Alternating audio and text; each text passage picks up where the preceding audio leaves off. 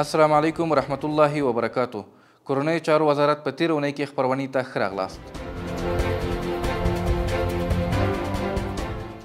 د کورنیو چارو وزارت سرپرست وزیر محترم خلیفه سراج الدین حقانی د غزنی ولایت په ګیلان ولسوالۍ کې د شهیدانو په یاد جوړه شوې ستره ولسي او فرهنګي غونډه کې ګډون وکړ.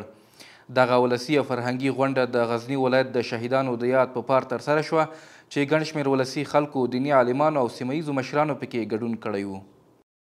د پروان پخوانی والي د کورنیو چارو سرپرست وزیر د امنیتي سلاکار په توګه وټاکل شو.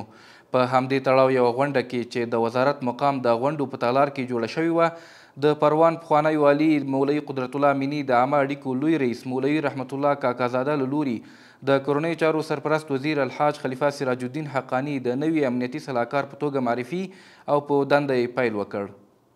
د هلمند ولایت د اسلامي او ملي پولیسو ښوونیز او روزنیز مرکز څخه په 10مه تعلیمي دوره کې 415 منصوبین له نظامي او عقیدوي زده کړو بشپړولو وروسته فارغ او د پرتمینو مراسمو په ترڅ کې پوځي نندارې وړاندې کړې.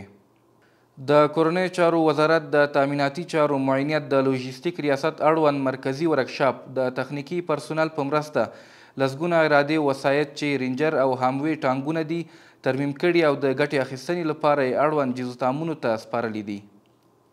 د کورنیو چارو وزیر الحاج خلیفه سراج الدین حقانی په سپارښتنه بلخ ولایت کې زر بېوزله کورنیو سره چې یتیمان، کډوال، بې سرپرسته کورنۍ او معلولین پکې وو د ژمنیو توکو مرسته وشوه.